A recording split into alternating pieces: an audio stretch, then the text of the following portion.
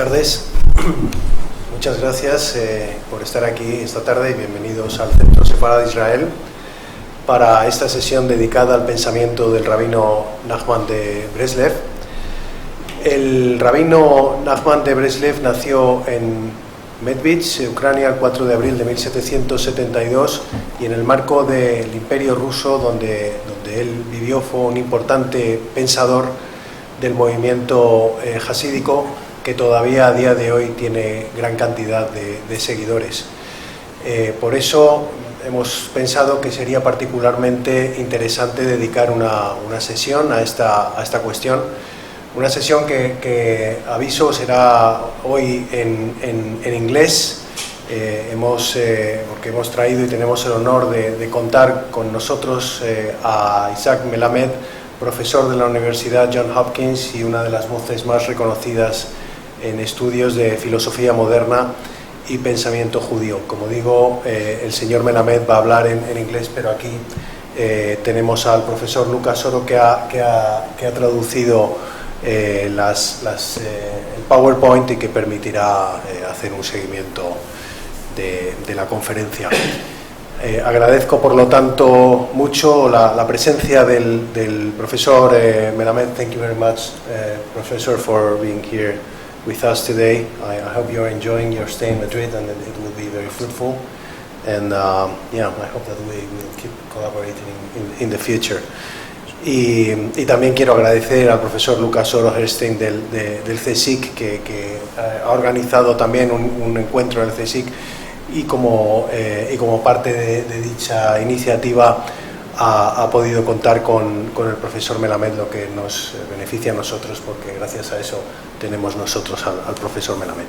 El profesor Melamed nos va a hablar hoy del contexto histórico y filosófico del movimiento jasídico, de los conceptos fundamentales que definen la obra del rabino Nachman y particularmente la centralidad de la alegría como camino espiritual, la práctica de la hitbodebut, diálogo íntimo con lo divino y el uso de relatos y parábolas como vehículo de la transformación interior. Voy a ceder la palabra al profesor Lucas Oro Herstein para que nos cuente sucintamente de su proyecto en Madrid y para que presente también al profesor Melamed. Muchas gracias. Muchas gracias a todos por estar aquí. Muchas gracias a las autoridades, al director y a la directora de Cultura del Centro Sefarad por invitarnos. Brevemente, esta actividad se desarrolla en el marco de un proyecto Marie Curie, un proyecto postdoctoral de la Comisión Europea titulado Kabbalah, Philosophy and Power in the 14th and 15th Centuries Iberian Peninsula, que es el proyecto que estoy desarrollando aquí en el Instituto de Lenguas y Culturas del CSIC desde abril de este año, durante 2 años. En el marco de este proyecto estoy organizando un ciclo de conferencias cuyo nombre es Jewish Islamic Resonances Lecture Series, en el contexto del cual estoy invitando a investigadores de diferentes países a presentar sus trabajos sobre los vínculos históricos, intelectuales, espirituales entre los mundos judío e islámicos en diferentes tiempos y espacios, una cuestión que es tal vez hoy más relevante que nunca. Y antes de darle la palabra a Yitzhak Melamed, para mí es un honor enorme poder contar con su presencia. No está entendiendo lo que digo probablemente, así que puedo elogiarlo sin enojarme. Es uno de los pocos académicos, me animaría a decir, que entiende la filosofía no meramente como un ejercicio conceptual, especulativo, sino también como una práctica personal que implica no solamente un trabajo conceptual, sino también una mirada crítica y reflexiva sobre la vida de cada uno individualmente y de la sociedad en la cual uno existe. Y para mí también es es algo maravilloso que él vaya a presentar aquí el pensamiento de Nachman, porque para mí el Rabí Najmán, como lo denominamos quienes somos de cierta manera sus seguidores o sus estudiantes, el Rabí Najmán es no solamente una voz teórica para mí, sino también una de las máximas expresiones de una forma de vivir el judaísmo que sigue viva hoy y con la cual muchos de nosotros nos identificamos en lo que tiene que ver con la relación entre pensamiento y práctica cotidiana. Que haya una persona de la talla de Yitzhak Melamed, que ha escrito algunos de los libros más famosos que hay, más reconocidos hoy en día sobre pensamiento de Spinoza y sobre filosofía moderna, que haya una persona como él hablando del Rabí Nachman en Madrid, que implica un poco juntar todos mis mundos, es una experiencia y una oportunidad sin igual. Así que espero que disfruten este momento. He intentado traducir lo mejor posible directamente del hebreo los textos que están en las diapositivas. Cualquier duda después podemos hablar. Gracias de nuevo. Buenas tardes. Thank you so much, Ambassador and Professor Or Herstein, for this very generous introduction and for inviting me. Thank you so much, Esther, for the invitation. It's my honor to be here, and thanks so much for coming. I apologize that I speak in English. I mean, Spanish is not one of my languages, unfortunately. So I'm going to speak today about a specific kind of heresy, Apikorsut, and it's kind of the most radical form of heresy, according to Rabí Najmán of Breslev. It will take us some time till we get there. Just want to mention at the beginning already now that Apikorsut is a very specific kind of heresy. I mean, sometimes it means in Hebrew just heresy in general, but usually Apikorsut is a heresy of someone who is coming from within the rabbinic elite. So basically, if you don't know anything about if you're not a serious scholar yourself, you're not going to be an Apikoros. I mean, in order to be an Apikoros, you need to know something, you need to be a serious scholar, and only then, if you're a serious scholar within the rabbinic elite, and then you leave, you are considered to be a genuine Apikoros. Now, sometimes the term Apikorsut has a wider meaning of heresy in general, and that's, I think, roughly what will happen here. So let me say something about the structure of my talk.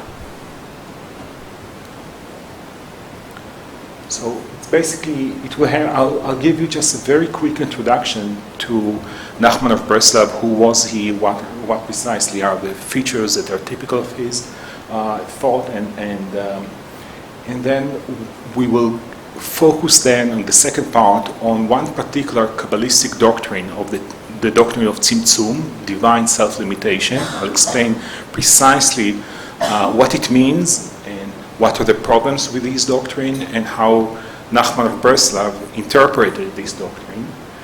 Then we'll go in the third part to discuss the standard heresy, the Apikorsut of the philosophers. Which many people were afraid of philosophy as a heresy, and for Nachman of Breslev, this is a kind of a low-grade Apikorsut. It's a kind of a heresy that, okay, you need to tackle it, you need to address it, that's not the issue. But then there is another kind of heresy, the more radical heresy called the Apikorsut of the Halal Hapanui, or the Apikorsut of the void. And we'll explain that. And the reading of what Nachman of Breslev will do with that is extremely interesting, because in a very typical way for him, at the end of the day, he will turn the table and turn everything upside down. So let me start the work, and then we will see what's going on. Okay. So Rabí Nachman himself was born in 1772 in Mezhibuzh and died at the age of 38 in Uman, both in Ukraine. And he was one of the most extraordinary and controversial figures of Hasidism. When I'm saying controversial, I think that there is only one Hasidic master that was speaking with him at the end of his life. All the rest were just not in speaking terms with him. This one Hasidic master who happened to speak with him also happened to be my grandfather, but otherwise he was totally isolated. He was completely isolated.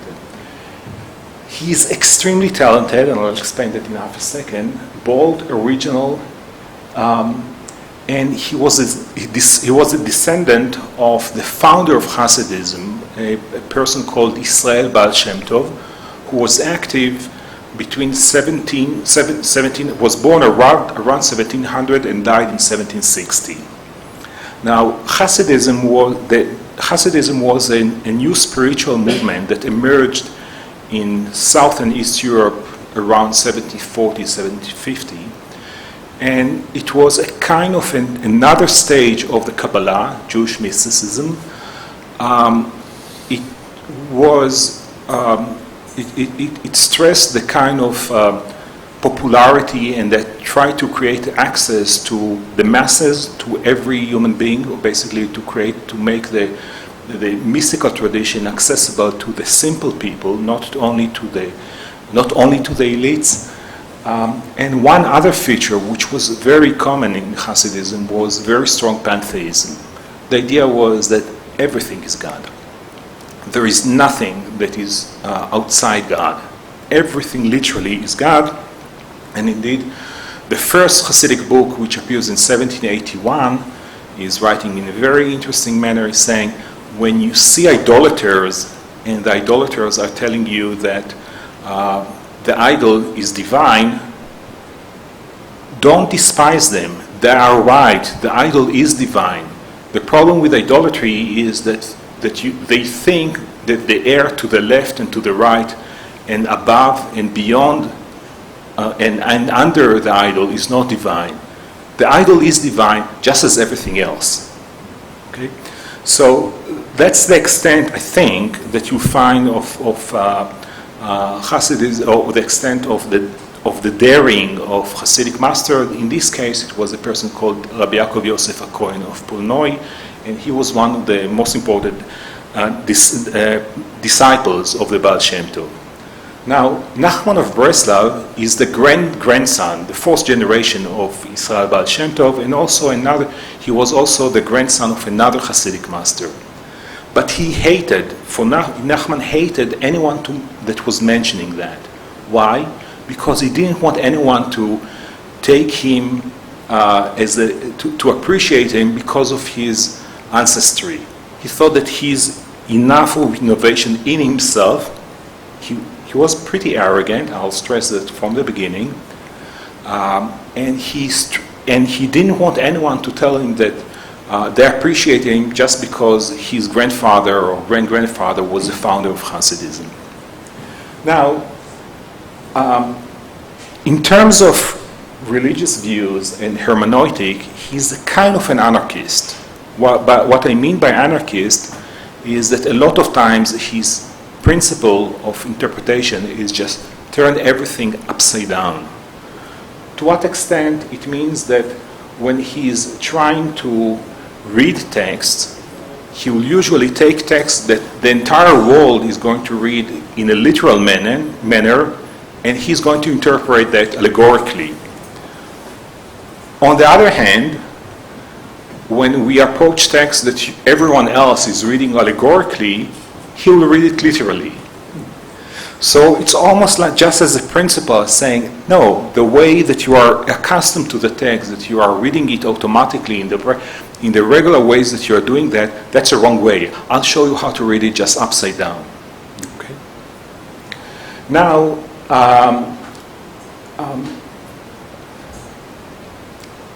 one other thing I should mention about him is that he had a very delicate affair with Messianism. At times he considered himself, at other times he considered his son to be the Messiah. His son died at the age of 4 or 5, so his son did not become a Messiah. He wrote a special composition of his messianic view, and it was never published for something like 230 years. It was written around 1810, and then it was passed among his disciples for 2 centuries. Some people knew it. It is written in acronyms, so there is a lot of need to interpret that. But then 10 years ago, someone allowed the publication of this manuscript. And what you get there is a very interesting vision of Messianism that is actually, I would say, surprised many, because the Messiah is a musician. The Messiah is a flutist. I mean, he is someone that he's not engaged in wars, he's not engaged in fights, he's trying to convince and finds his way eventually to go back to the land of Israel. But that's the messianic vision of this guy, of Nachman of Breslev. Okay, so that was just by way of some sort of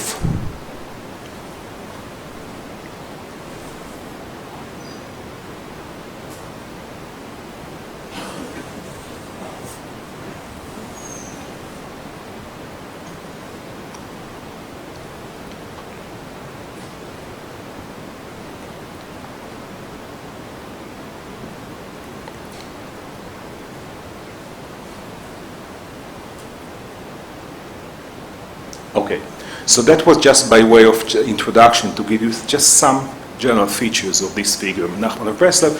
Just I'll say, in addition to his teachings, religious teachings, he also wrote short stories, and they are beautiful. I mean, one of his short stories is called a story about 7 bachelors, or 7 bachelors, and it's a story within a story within a story. It is incomplete. The last part of the story is supposed to be written by the Messiah. So it's left as an unfinished story, and it's the job of the Messiah to complete the story. Okay, now I'm jumping to a doctrine that started roughly in the 16th century. It's within the Kabbalah. It's called the doctrine of Tzimtzum. The Kabbalah emerged here in Spain. It emerged in the 13th century. We know roughly who are the figures, whether it's in Leon or it's Saragossa, but Kabbalah is one of the things that came out of Spain. I mean, that's I can tell you, for something like 2 centuries, Spain was the main place where Kabbalah was developing, time and again. One of the interesting features of the Kabbalah from the beginning was a strong tendency towards panentheism, towards the view that everything is within God. So early Kabbalah, again, from the beginning, almost always, not always, but the general tendency, I would say about 80% of the Kabbalists were panentheists. To the extent that some of them will say, don't speak about it publicly because the masses would not like that. But the truth is that whenever you eat something, you eat God, because God is everywhere. Wherever you wish, God is there. Okay? Now, in the 16th century, there was a certain event, or not event, there was a kind of a new phase of the Kabbalah that started developing in Safed in northern Palestine. Safed was a really interesting place at the mid-16th century, because it was a place where 3 traditions of Jewish mysticism came together. You had, on the one hand, an Ashkenazi scholar by the name of Yitzhak Luria, who were developing his own tradition. Then there was a Jewish Kabbalist who were coming from Cordova. His name is Moses Cordovero, and he was one of the exiles from Spain. And then there were also some traditions that were coming more from Egypt and Iraq. And in the 16th century, for a short period of time, there was a kind of a flow of development of Kabbalistic theories. And the most crucial figure was then still this Ashkenazi Kabbalist called Isaac Luria. And Isaac Luria started developing a view that on the face of it seems to be contradictory to the general panentheistic views that were dominating Kabbalah till his time. Because till his time, as I said, Kabbalah was panentheistic through and through. And what Isaac Luria was suggesting is that before creation, God decided to create an empty space in order to create the world, and the idea was that that before creation and as a condition for creation, God, or the Ein Sof, limited himself and created a space void of his presence, and it is in this void that the world was created, where God not to restrict himself, creation would be impossible. Now, there were many interpretations about why this is the case, why God had to create this void in which the world would be created. Some interpretations were saying we need to create a space free from God in order to have free will. Some interpretations were arguing that if God were in full presence everywhere, then nothing else could be present there. Then the world you won't be able to create the world because nothing else could be co-present with God, or something like that.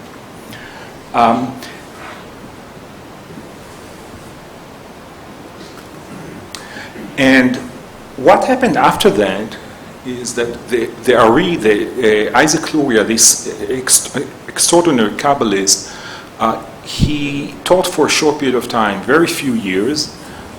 He didn't write much. He taught mainly students. He wrote 3 poems, beautiful poems that are now part of the Jewish liturgical canon, especially on the Sabbath. And his teachings were transmitted by his disciples. And almost immediately after his death, he died at the age of 36, if I'm not mistaken, almost immediately after his death, there was a kind of a split in the interpretation of very specific doctrine, the same doctrine of Tzimtzum, the doctrine of divine self-limitation.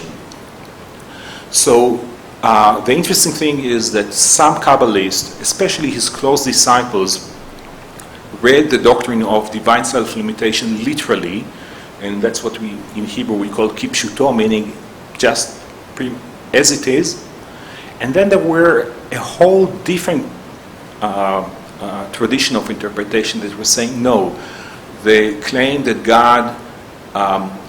God created a void in which He is not present, must only be an allegory, or must be interpreted not literally, because it's impossible that God will leave anything without His presence there.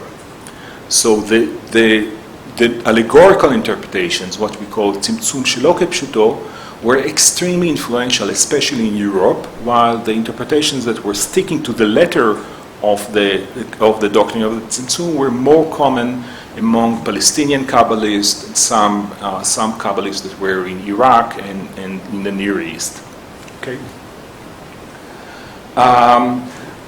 The debate about this issue of whether you should really interpret divine self-limitation as literal, non-literal, continued for 2-3 centuries. Actually, they continue till today. I mean, I think that if you go to some Kabbalistic schools in Jerusalem, you'll find the schools of those who insist that it's literal, the doctrine of Tzimtzum should be read literally, and therefore deny pantheism, while the majority of Kabbalists for the past 2-3 centuries went back to full-fledged pantheism by saying that divine self-limitation was only a metaphor, was only allegory. It was not really taking shape in a kind of a realistic manner. Nachman of Breslev, our figure, was part of the Hasidic movement, and as I mentioned to you, the Hasidim were through and through panentheistic. And so it's not a surprise that his tendency was to read the doctrine of divine self-limitation as something merely metaphorical, that in truth it did not happen. So let me just read for you quickly. So I'll read quickly the description of the Tzimtzum as it happened, as it is presented in the teachings of Chaim Vital, the immediate disciple of Luria, and after a minute we'll see just very similar reading that you'll find in in Nachman of Breslev. So here's the text, and saying, you should know that before the emanation of emanations and creation of creatures, a single most high light filled all reality, and there was no empty space or void, meaning God was filling everything, but everything was filled by that single light. Then the Ein Sof means the infinite or God, the Ein Sof contracted itself at the very central point and contracted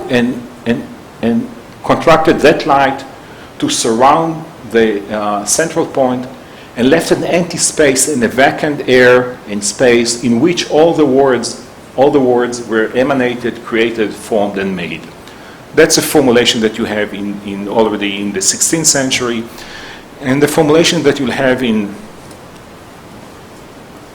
Nachman of Breslev is not very different. Say, when God wished to create the world, there was no place to create it, since it was all Ein Sof, meaning Ein Sof, the infinite God. He's therefore contracted the light to the sides, and through this contraction the void was made, and the void came to be times and measures. The idea is that once you have the void, you can start having some sort of things which are organized, times and measure, which is the creation of the world, and it is impossible to understand and conceive contraction of the void, but only in the future to come, meaning it's not something that we can understand in this life, since we must affirm here contradictories. We must affirm being and nothingness, meaning that God exists and does not exist in the same space at the same time. For the void is by contraction, and there is as if no godliness there, right? Pay attention to the as if, meaning he's not sure. I mean, whether you should read it literally or not. For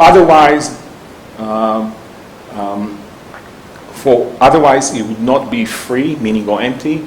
The Ein Sof would be all, and there would not be place for the world's creation. So Nachman of Breslev reads this as a kind of a genuine antinomy. I mean, you cannot really affirm the doctrine of Tzimtzum, but you also cannot deny it. Let's move to the next. I try to speak, so I'll stand, because then it's easier for me to read them. Okay. Now, at this point, is it okay in terms of the camera? Yeah, for the camera. Yeah. I see something. Yeah. No. So, at this point, let's now go to the third part. Yeah, I have enough time. So, which is the Apikorsut of the philosophers. So let's begin with this stage. So what Nachman at that point is saying, listen, you should know that there are two types of heresy. There is one type of heresy. One is the heresy that stems from secular wisdom. Right? And a lot of times, I mean, that was the heresy that people were most afraid of. Right? Because studying philosophy, studying science, etc., that might undermine religion. Here, Nachman is saying, of this it is said, and you should know what you should answer the heretic. That's a quote from rabbinic sources. Since this heresy has an answer, a heresy that comes from philosophical or sciences, it's a heresy, but we know there is a way of dealing with it. This is because it stems from secular wisdom, which stems from redundancies, and from the aspect of the shattering of the vessels, and the overload of the light caused the vessels to break, and secular wisdom stems from the shattering of the vessels. So the shattering of the vessels is another Kabbalistic doctrine that emerged in the theory of Isaac Luria, and the basic idea there was that when God was creating the world,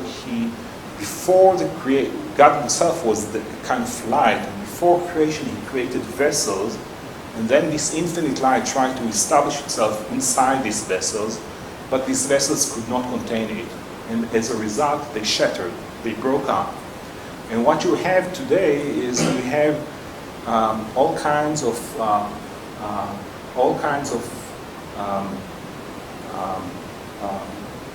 all kinds of elements that were part of God or part of this infinite light, but they are just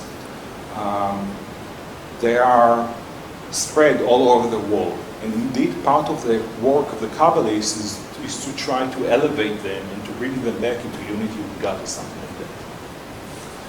The point, I think, for Nachman here was that he thinks that secular wisdoms, they do have a genuine knowledge. They have some problems, but the source of the secular wisdom itself is genuine knowledge, and you need to know how to reconstruct it and bring it back into its divine source. Right? And so to that extent,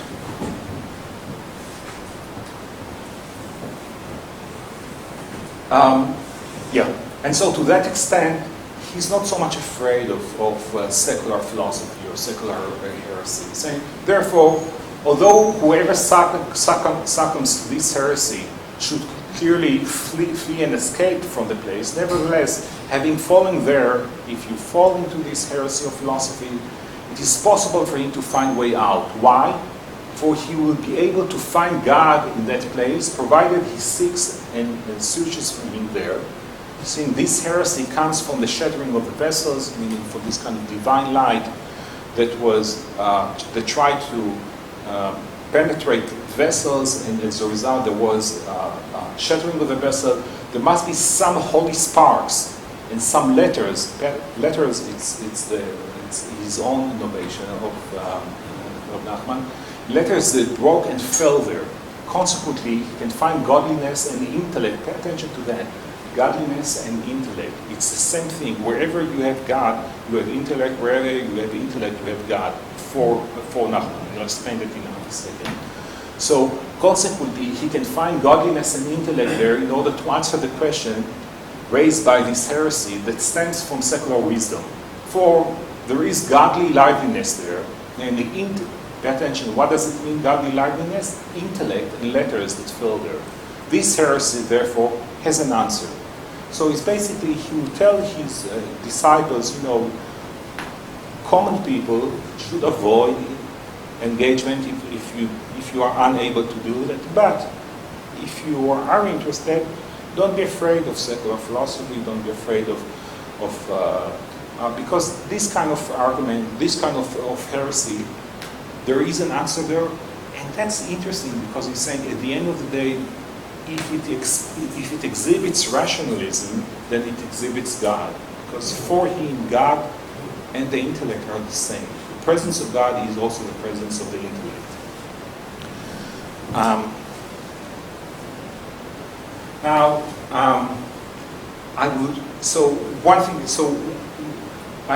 One thing I wanted to stress again is that there is some sort of interesting influence of Maimonides, especially the last parts of the Guide to the Perplexed of Maimonides, where Maimonides is speaking about the intellect as if it were God.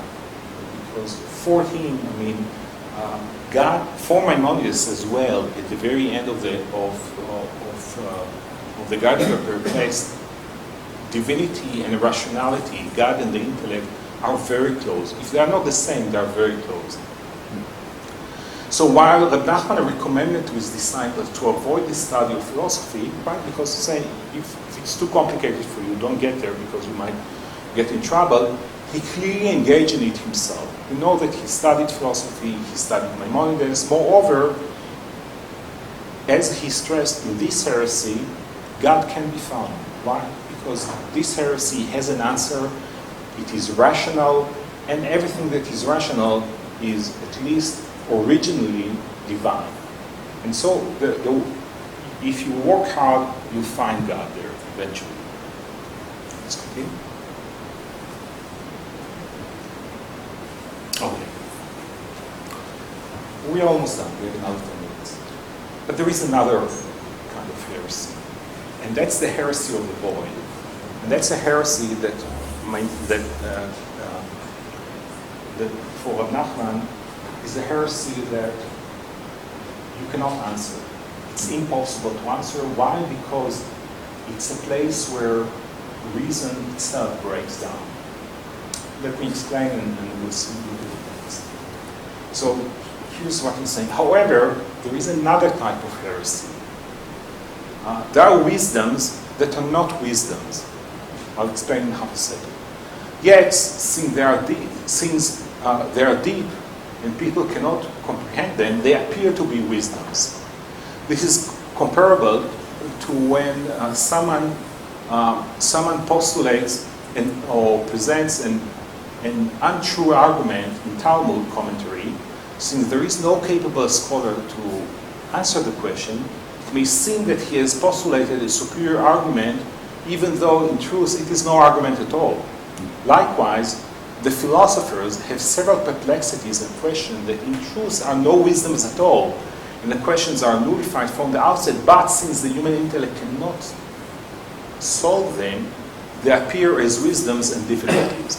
So let's, first of all, explain the metaphor. So he's saying, think about someone or about a scholar.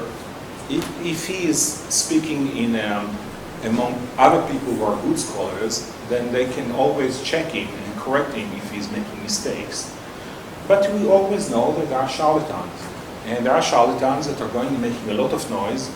And it turns out that if there is no one who is going to check the charlatan, that he can make a lot of noise, make a lot of look as if he's a good scholar, but truly there is no wisdom there. Okay? His claim is that some arguments of the philosophers are not wisdoms at all. Now he's saying the philosopher has several perplexities and questions that in truth have no wisdom. Why they are not wisdom? Because they go beyond the limits of the human intellect, and the human intellect cannot solve them. They appear as wisdoms and difficulties. What are these perplexities that go beyond the human intellect, beyond the capacities of the human? What are the philosophical perplexities and questions that are beyond the scope of the human intellect? So here's my suggestion. One of Nachman's favorite books is a book called Sefer Rabí, the Book of the Covenant. It's a book that was printed for the first time in 1797. It's an interesting book. It's a Hebrew book which included, on the one hand, a kind of a small encyclopedia of the sciences, not really updated. I mean, it's from 1797, and the physical sciences are probably just a century ago, meaning it's more reflecting the science of the end of the 17th century, to be honest. But it was a kind of summary of the sciences, and it is a major Kabbalistic work, another part of it, and there is also a kind of a pledge of universal morality. So it's basically three elements. In this book, the author of this text, called Pinchas Horowitz expresses admiration for one philosopher specifically that he liked the most, and that was Kant. Why he liked Kant? Because the author of this book, Horowitz, the author of Horowitz, is saying because Kant's refuted the pretenses of the philosopher through the antinomies of the transcendental dialectic in the Critique of Pure Reason. The Critique of Pure Reason is Kant's most important work from 1781. Now, there is some interesting element here, because when Sefer Rabí writes about the Critique of Pure Reason, it is saying that these antinomies which refute the pretenses of the philosophers, they appear at the beginning of the book. But in truth, they actually appear at the end of the Critique of Pure Reason. So that means, at least as far as I can see, that he never read the book directly, but heard about it from someone else and interpreted it in the way he did. I have some suspicion that actually the person who interpreted the book, who read Kant and taught Horowitz about the first critique, about the Critique of Pure Reason, was none other than Solomon Maimon. They overlapped for 2-3 years in Berlin between 1791 1794. So I suspect that Maimon was the person who basically mediated and explained to Horowitz the discussion of the Kantian antinomies. But I think that what is clear is that, first of all, it is absolutely clear that Horowitz, that the book of the is referring to Kantian antinomies, and I suspect that when Nachman of Breslev is speaking about contradictions that are beyond the human intellect, he's referring to Kantian antinomies. We know that he is citing this book, the Sefer Rabbi, the Book of the Covenant, dozens of times in his writings, and so it's extremely likely that he read these passages and discussion of Kant. Let's go.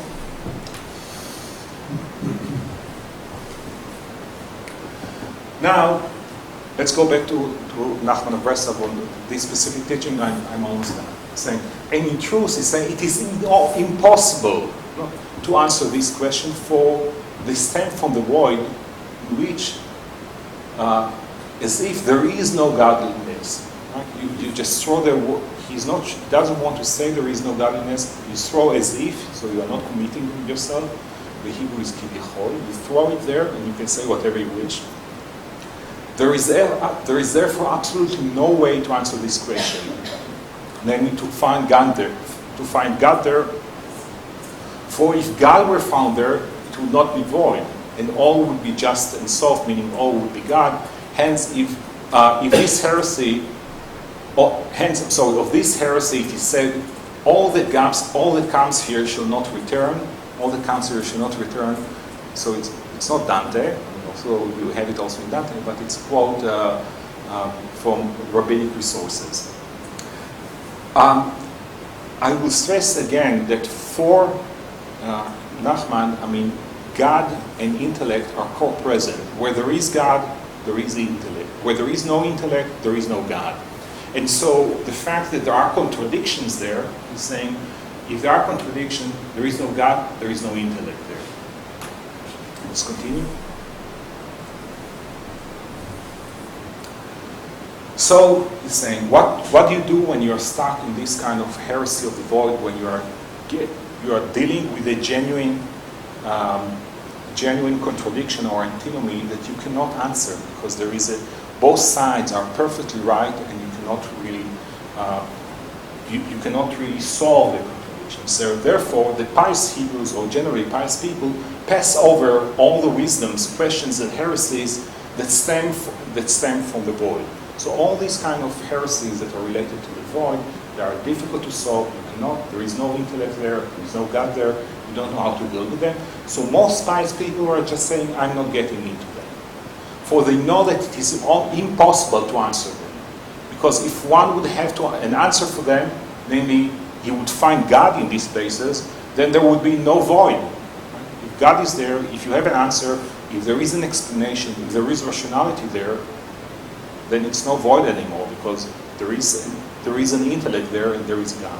Yet in truth, certainly there is an answer, and certainly God is there still. By philosophical inquiries, one becomes submerged there by not finding God in the void. So either most people, he will advise, and in fact he say, anyone but one, meaning himself, should stay away from this heresy.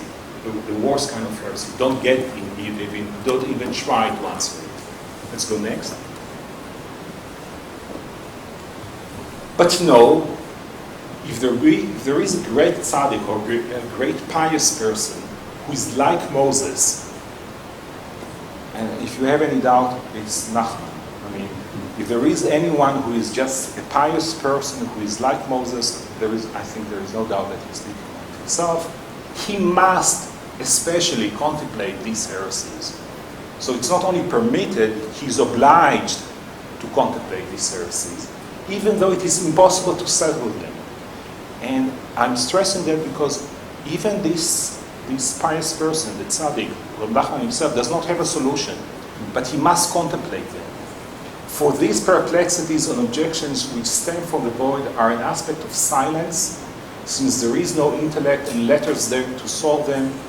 For creation was by speech, so because it's not here with a research creation, there are no letters there is no intellect there, it's something that is beyond human understanding. Therefore, it is forbidden to enter and contemplate this heresy and perplexity to anyone who is not under the aspect sub spicia Moses, if you wish, under the aspect of Moses, since in the aspects of silence, as you remember, Moses was heavy of speech, which is beyond all speech. So Moses is considered to be someone who is not speaking well. He's basically referring to Moses as kind of understanding that he's going beyond words, beyond which is either speech or, in a minute, as we will see, something else.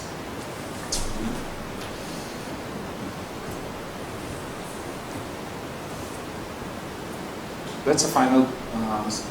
So know too that by means of the melody of the tzaddik, who is an aspect of Moses, he elevates. He elevates from the heresy of the void the souls that fell into it. So what happens in the two passages just before that? Nachman is suggesting that every belief and every theory has a parallel melody. Every religion has its own melody. Every belief has its own melody. And he thinks also that the most horrible heresy, the heresy beyond the heresies, has its own melody. And here he's suggesting that by using this melody, the pious person, the tzaddik, or Nachman himself, is able to save the people who got stuck in this heresy. I'll stress that it's without solving the problem, because he cannot solve the problem. For you should know that each and every wisdom has its own unique song and melody from which it is drawn. Right? So pay attention that the melody is actually above the text. It's coming from a higher source, beyond in some way beyond the intellect. Thus, every wisdom, according to its aspect and rank, has its own unique song and melody. And so from rank to rank, till the highest wisdom, which has its particular and supreme song and melody.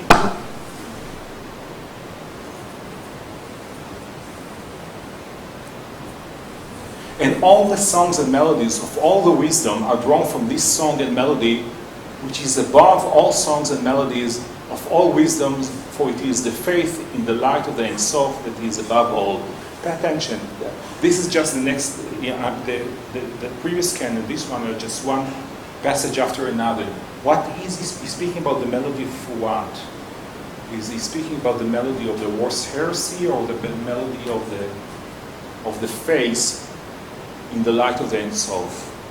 Because just a minute ago he was speaking about the melody of the worst heresy, and now suddenly he's moving to the discussion of the faith in the light of the Ein Sof. But let's continue in saying, and this kind of melody or the supreme belief belongs only to the tzaddik, who is like Moses, an aspect of silence. And this is what our sages say, then Moses shall sing. It does not say sang, but shall sing. From this, here we have a proof text in the Bible for the resurrection of the dead, for Moses shall sing in the future to come. Here's what is happening in this text. The Talmudists believe in the resurrection of the dead, but when they read the Hebrew Bible, they didn't find any sources there for them.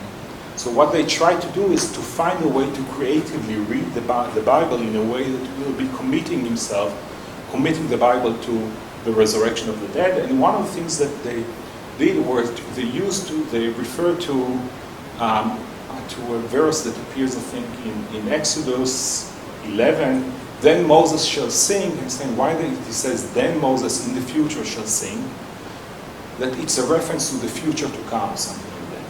Now, Nachman is taking this point and saying Moses shall sing, meaning at that point, eventually the solution, the song is going beyond everything that you had in this life, and in some way it is redeeming what was lost by all those who entered into the heresy of the void, the heresy that is beyond all understanding. What I think is interesting here is that when you ask yourself, what is the melody? Remember that the melody is the source of something, some belief that is stemming from it. The question is, what is this melody? So Moses or Nachman are able to sing some melody, God knows what it is, but it's the melody which is supposed to redeem, but what precisely? Is it to redeem the highest belief or the highest heresy? And my answer is, it's both, because they're the same. Thank you so much.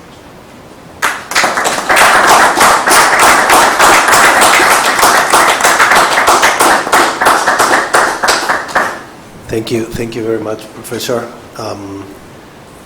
Let me switch back to Spanish for a little moment. No sé si hay preguntas en el público. Si no, voy a hacer yo. Sí, por favor. Thank you, Dr. Melamed, for an interesting speech. As you are an eminent scholar on Spinoza, I would like to ask you. Thank you. Gracias. I would like to ask you about as Spinoza has lived and worked before Nachman. Did Nachman said anything about Spinoza first?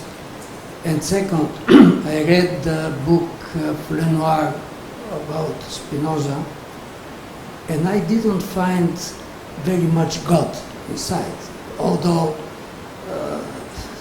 somewhere, but not much. So what is your opinion about this connection? Sure. Thank you. I'm delighted to answer. Nachman said nothing about Spinoza. There are some fictional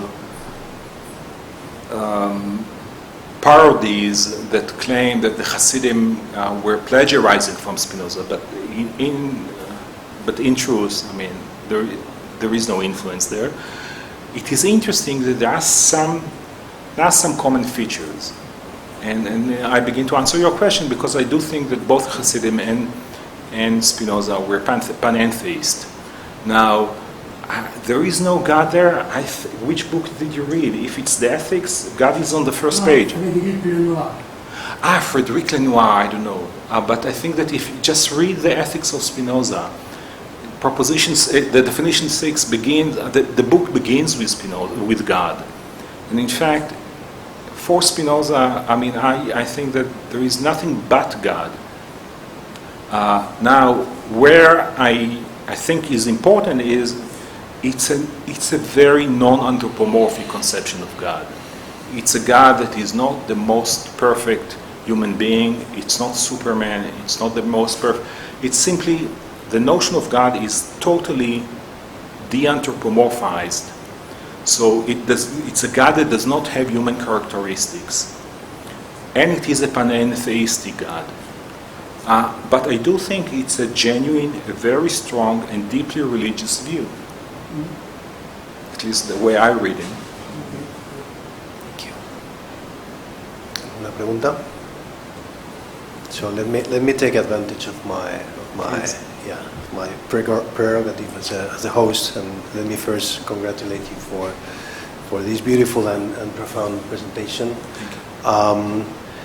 We have seen that Nachman's teachings are controversial, but I have also read that they were very influential, and they are pretty alive in the followers on the. So I wanted to ask you what you think is actual and could be applied in, because also when I was reading about him before you coming, I have read that there is always the concept of joy and the concept of meditation. I wanted to know how you think that can be linked to this idea of the void and the search of God in the void, the music. It's all very evocative, and I believe very, very beautiful, and I would like to see how you think it can be connected in this actual world. Yeah, thank you so much. I mean, it's a couple of issues.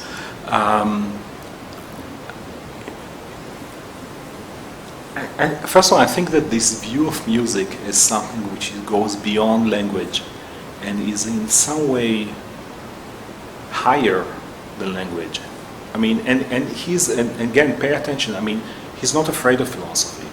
He's not afraid. He reads philosophy. He's interested in philosophy, but he thinks that there is something in music that is able to, for example, to deal with contradictions, while normal, regular intellect cannot do that. That's a super interesting view to my mind. I also think that his views are, in many ways, they are, you know, he's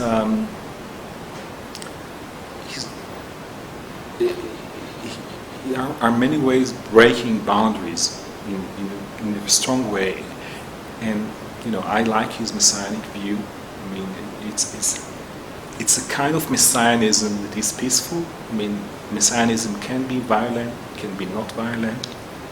He's looking for a messianism that is based on music and harmony, and he thinks that can be a source for genuine good human relations. And again, you know, it's not.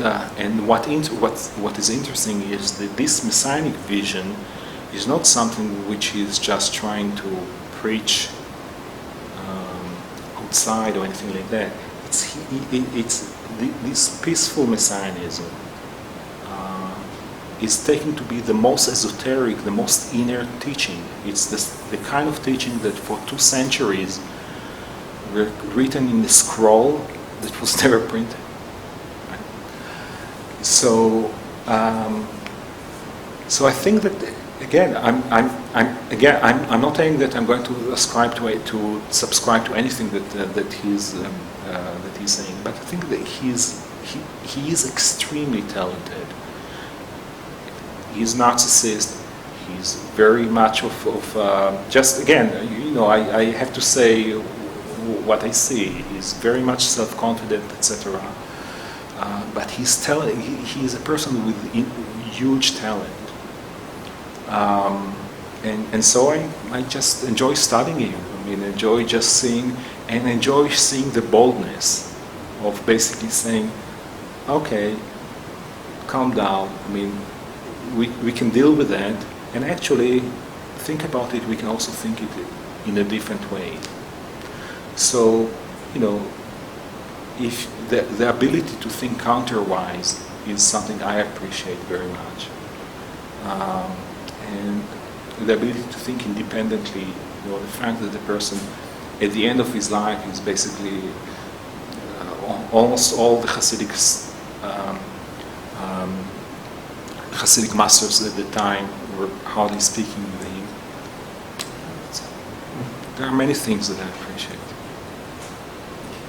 Thank you very much. Si no hay más preguntas, I will... Oh, have another one here. So I'm a sociologist, so you have to forgive my... I have 2 questions. So one of them is when you say, or when Nachman says, Ein Sof will occupy all the space. My understanding is that Ein Sof does not have space. Once you have space, you have shattering of divinity, you have other pictures of other manifestations of divinity, but not Ein Sof itself. So this I don't understand. The other thing, how does he define void? Because a void is nothingness. You are still talking about void and something is happening there and in spatial terms. Sure. Thank you so much. I mean, 2 excellent questions. I don't think that he's when I'm saying that the Kabbalists and especially the Hasidic masters were panentheists, I think they were not afraid of saying God is present in space, in every single. So it's not all. I think that your point is bringing something important, because God is not limited to space, and that's why I'm saying that their view was that God that they were panentheists, right? But they do think that God is present in every part of space, and they are not afraid of that. They are not afraid of that. They are saying, "No, that's." In some way, I also think that again, it can be a source of, if you understand that your enemies are also divine, perhaps you have a different understanding of, it will give you a different politics. So, with regard to the second question, the void. The void itself is it's a technical term in the Luriani Kabbalah, but I think that it's a term that is built with this kind of special connotation of space. And here again, it was intended to go against the grain, against the mainstream of the Kabbalah that was saying that God is everywhere in the literal sense. And as I suggested, people respected this Kabbalist, this major Kabbalist, perhaps the most important Kabbalist of all times, Isaac Luria, but still they debated that, and many of the Kabbalists, in fact, the majority of the Kabbalists would say, no, God is present everywhere. We're not going to accept it. At most, you can say that it's a kind of a metaphor, but in truth, we are not willing to go back to any kind of non-panentheist or non-pantheistic views. Well, thank you very much once again, Professor. I hope that you will be able to join us some other time, like we discussed, maybe online in the future. So I really personally enjoyed this presentation. Thank you so much. Everything you said was not only knowledgeable but very beautiful, in my opinion. So thank you so much. I thank you very much for coming to Centro Sefarad de Israel. Y les doy las gracias a todos por haber participado hoy. Muchísimas gracias y buenas noches. Thank you.